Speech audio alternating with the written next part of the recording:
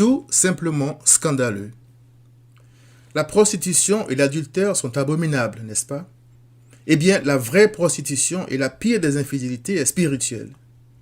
Si nous sommes scandalisés par le spectacle des hommes et des femmes qui se vendent aujourd'hui, la colère de Dieu contre la profanation de son image par nous tous n'est-elle pas justifiée?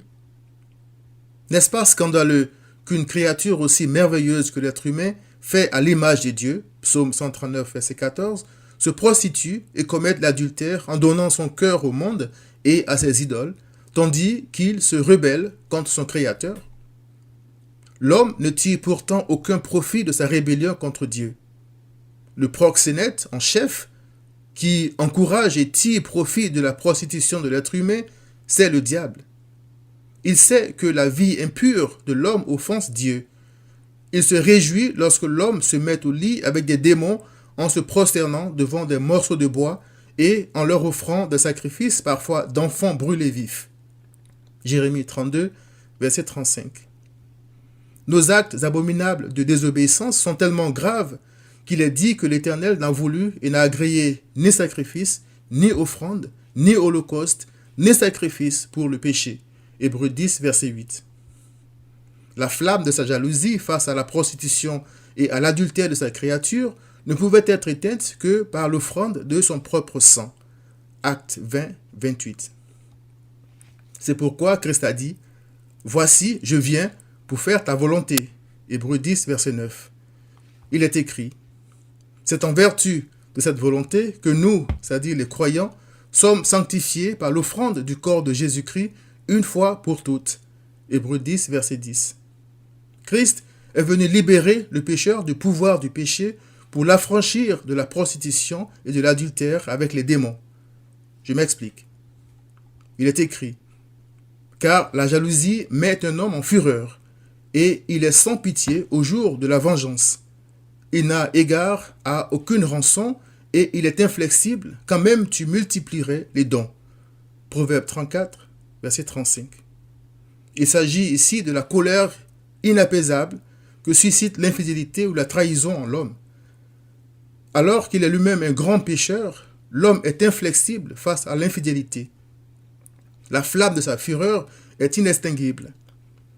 Si aucun cadeau ne peut le calmer, quelle rançon peut-il à son tour offrir à Dieu pour faire pardonner l'abomination qu'il commet lui-même en offrant des sacrifices à des démons? À des croyants qui se demandaient s'ils pouvaient manger la viande des animaux sacrifiés aux idoles, l'apôtre Paul a dit « Je dis que ce qu'on sacrifie, on le sacrifie à des démons et non à Dieu.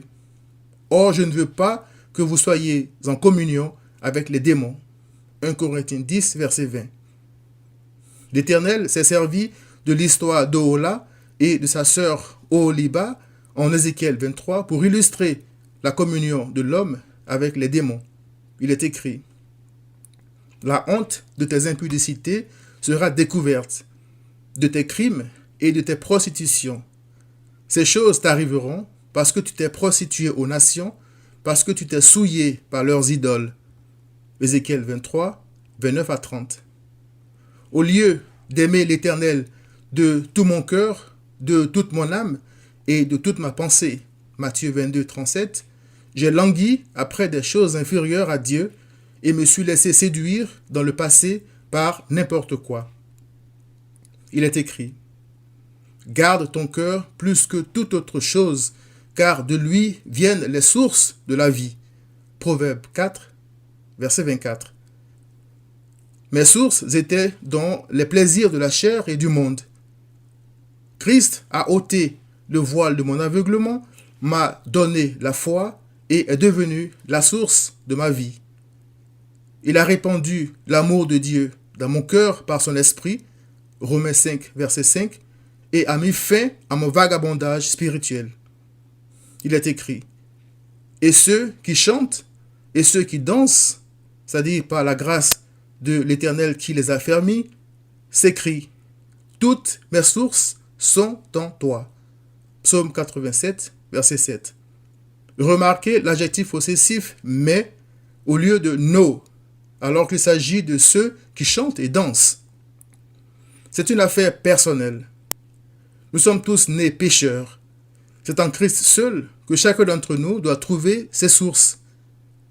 Si tes sources ne sont pas en Christ, cher ami, elles ne peuvent être que dans la chair et ses convoitises.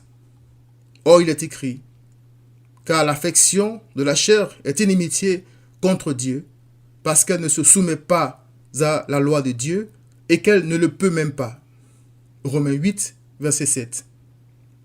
Ceux qui reçoivent Christ sont affranchis de l'adultère et de la prostitution spirituelle avec les démons. Il est écrit, celui qui demeure sous l'abri du Très-Haut repose à l'ombre du Tout-Puissant. Psaume 91, verset 1. Renonce aux idoles de la chair. Repens-toi. Viens à Christ.